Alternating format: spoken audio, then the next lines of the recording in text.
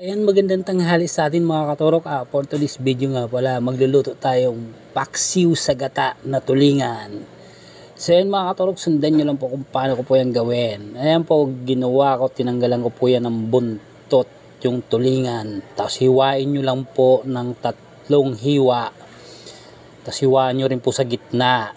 Tapos pag nahiwa nyo na, ang gawin nyo, ipaksiw nyo po muna yan na matuyo siya sa suka.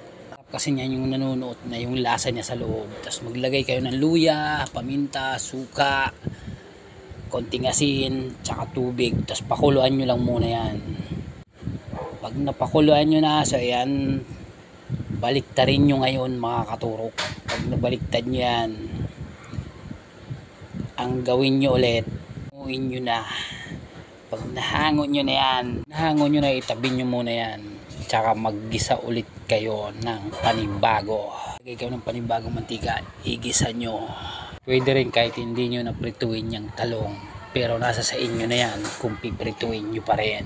Ayan, good morning, magandang hapon, magandang umaga, magandang tanghali sa inyong lahat mga katuro.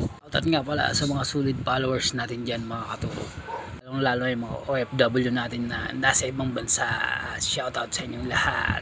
Pwede nyo ring i-deep fried ulit yan para mas malutong yung laman.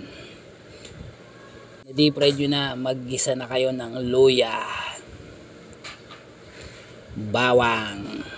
Gawin nyo, palabasin nyo muna yung katas ng bawang at saka luya. Ilagay nyo na rin yung sibuyas mga katurok.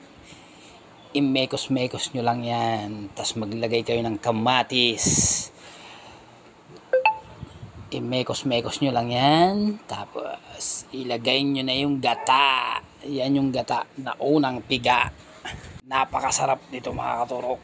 Yan, maglagay na rin kayo ng paminta. Halu-haluin nyo lang. Iikot-ikot nyo lang yan. Yan, maglagay kayo ng patis. Tapos ilagay nyo na yung tulingan na prinito nyo kanina. Napakasarap. Masiramuan. Lami ba? Lami. Pag ganito yung luto ng isda, napakasarap nito. Yung nagmamantika-mantika na siya sa sarili niyang gata. Tapos mag-add kayo ng maraming sili. Kahit siling haba or siling labuyo, okay na yan. Yan, nagpapakulay niya sa kanya yung kamatis. Tapos ilagay nyo na ngayon yung prinito nyong talong. Tapos tara, pwede na tayong kumain. Ready for lunch na tayo mga katurok.